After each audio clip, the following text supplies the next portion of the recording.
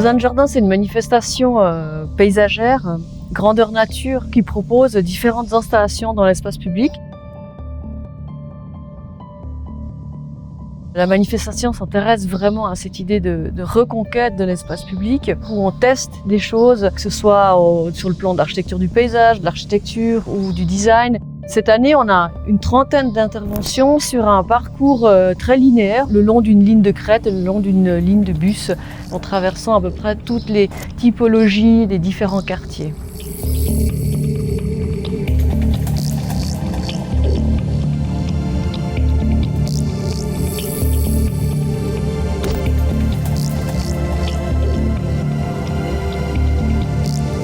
La pleine terre, c'est ces bouts d'espace en fait qui sont reliés à la roche-mère et qui sont ouverts, qui sont en lien avec la surface.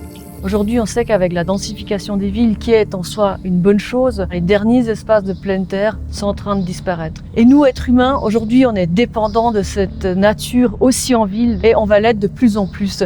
La qualité du sol, la biodiversité, le potentiel d'absorption de l'eau de ruissellement, l'évapotranspiration qui permet de climatiser nos villes. On a l'impression qu'on pouvait planter des arbres à peu près n'importe où, sur des tours, sur des dalles de garage. Et en fait, on se réalise que pour planter des arbres qui puissent se développer et prendre un certain âge, il fallait cette pleine terre.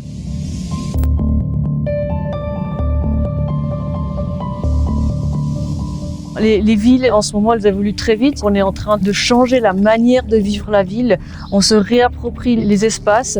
On est peut-être aussi moins dans la consommation, on voit moins en ville pour acheter dans les magasins, mais peut-être plus aussi pour se rencontrer, faire des activités en groupe, sans forcément qu'il y ait une notion de consommation.